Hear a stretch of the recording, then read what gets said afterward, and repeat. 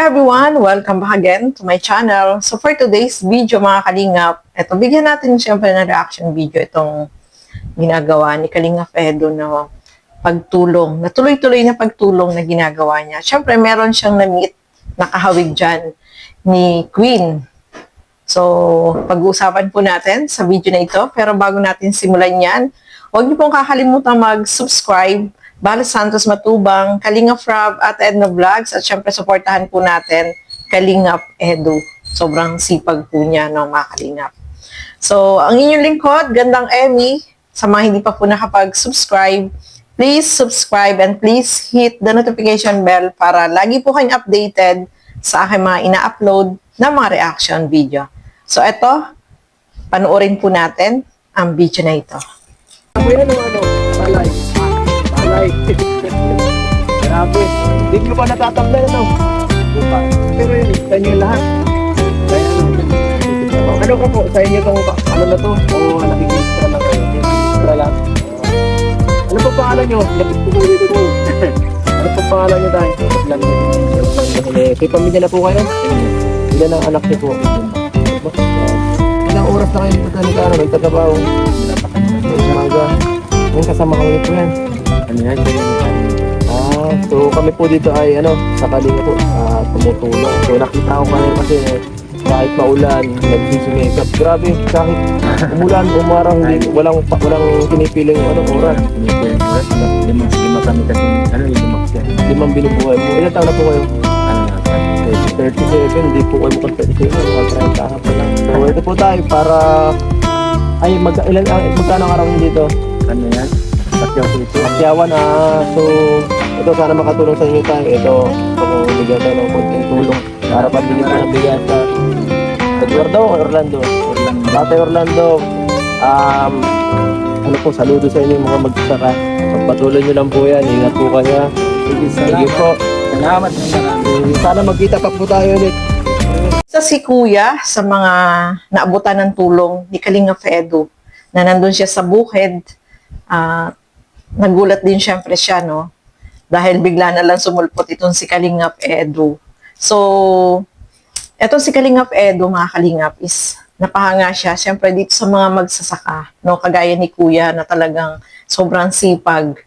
Yung ginagawa nilang pagsasaka ay sobrang hirap po niyan. Mainit, talagang mahirap. Kaya napapabilib tayo sa mga ganyang tao. Especially si Kalingap Edo, napabilib dito kay Kuya. So, inabutan niya ng kaunting tulong, no? So, makakatulong din yun sa kanya. Kahit magugulat ka, yung bigla na lang may susulpot na magbibigay sa'yo na hindi mo inaasahan.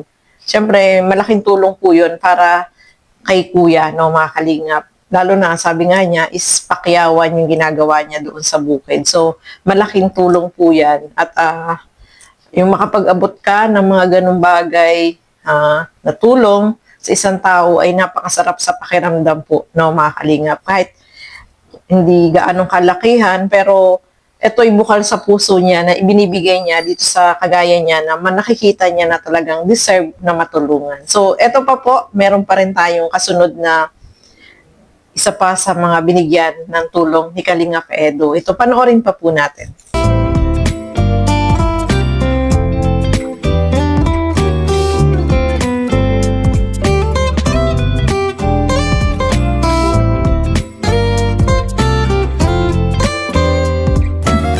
Pwede po makahingi ng ako. Kasi yung kapatid ko po ay may sakit ay. Kailangan ito ng mga gulayin.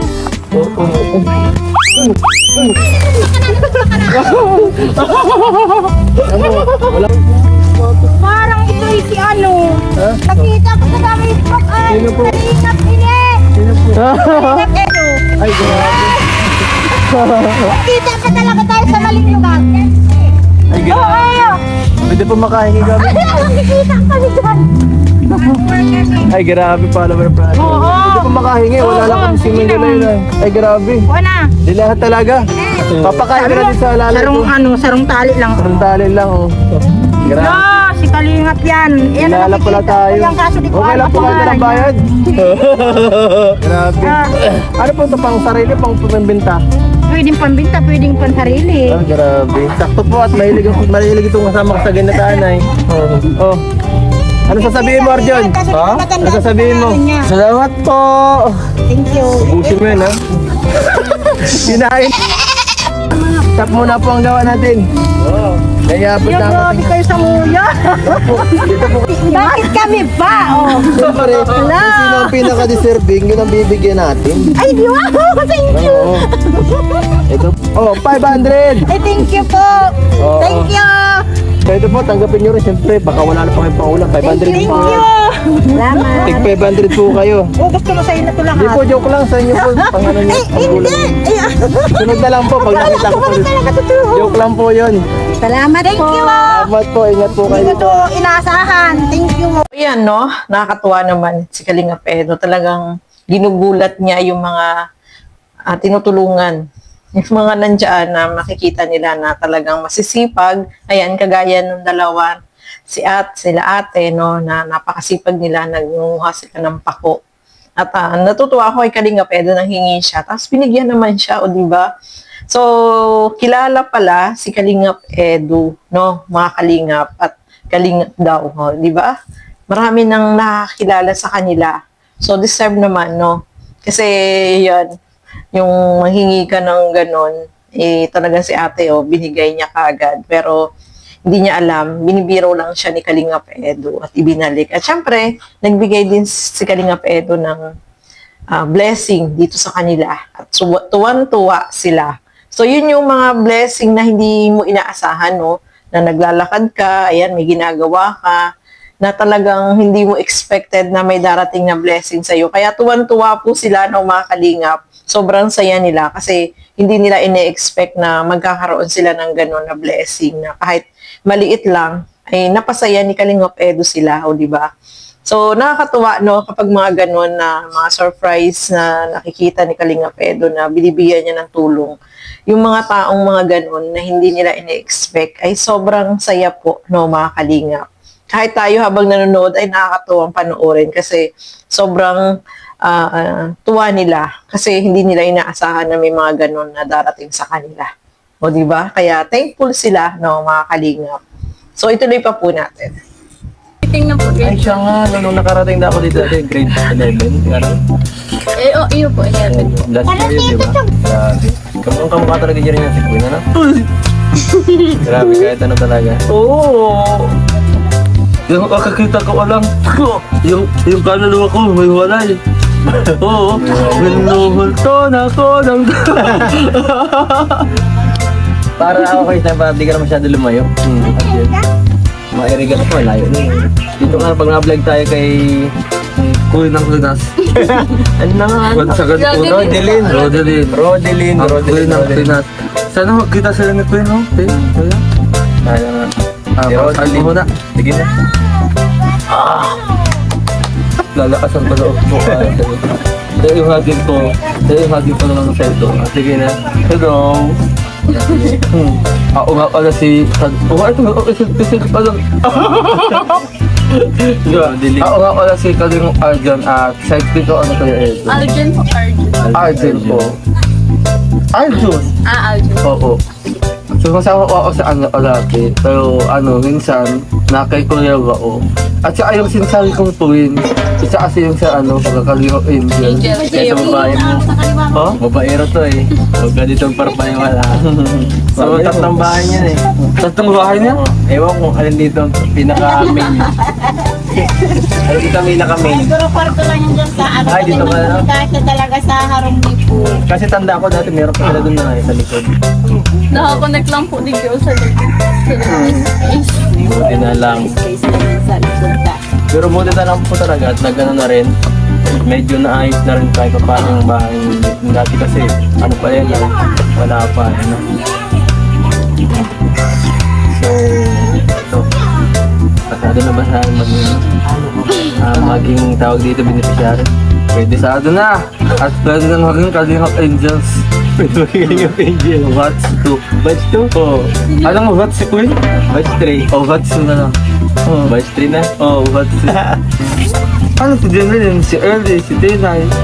Mga ano yung mga students ko. So, kung sakali, pwede nating kasi malapit na siya mag-graduate, Po, no, mga kalingap, etong si Rodilyn, no? Kawig siya ni Queen. Ganda niya, no? May similarity sila ni Queen. Beauty queen din, no? So, eto, gusto ni Kalingap Edo na tulungan ito mapag-aral, no? Maging scholar at masayang-masaya itong si Rodilyn, no? Mga kalingap. Kasi talagang naghahanap din sila na sana ay may tumulong din sa kanila na maging scholar at sana makapasa siya dito sa sa pag-examan niya ng mga kalingap. So nakakatuwa kasi panibago na namang matutulungan ni Kalingap Edo, especially sa pag-aaral. So malaking tulong ito para dito kay Rodilyn na gusto niya makapag-aral, makapagtapos. Kaya advance congratulations dito kay Rodilyn. Hawig siya ni Queen. Masasabi ko sana si Queen. No, kamukha siya ni Queen. May hawig siya, mga kalingap. Kaya good luck dito kay Rodilyn. No? Sana makapasa siya. Kasi para magkakasama sila, no, ng mga scholar ni Kalingap Edo. Isa na rin doon si, nabanggit din dyan ni Kalingap Edo, itong si Hana, no, na magka-college na rin. So, siguro magkakasama sila, no, sa isang apartment para lahat ng mga tinutulungan ni Kalingap Edo ay sama-sama na lang sa isang bahay. Mas maganda yun, no, mga kalingap. So, ayan po, no, masaya tayo kasi kahawig siya ni Queen. Ang ganda niya, ang cute. Ang cute niya, no, parang little queen kung titingnan mo, mga kalingap. At ayan, syempre, masaya din si Rodilyn dahil syempre, makakapagpatuloy siya ng pag-aaral. At alam naman natin, basta tutulungan ni Kalingap Edo ay naman po yan, makakapagpatuloy ng pag-aaral, no? Basta pag-aaral talaga yung focus, no, mga kalingap. So, ayan po, no, maraming salamat sa inyong walang sawang panonood at pagsuporta. Syempre, yung mga upload videos ni Kalingap Edo, no, yung mga nagmamarathon, ayan. Thank you so much po, ituloy-tuloy nyo lang po yan. Siyempre, marami siyang mga beneficiary na tinutulungan. At dyan tayo napapabilib kay Kalingap Edo kasi yung pagtulong niya po ay tuloy-tuloy. So, ayan, hanggang dito na lamang po muna. Maraming salamat sa inyong walang sawang panonood at pagsuporta dito sa aking mga ginagawang reaction video. So, bye-bye po and God bless sa ating lahat.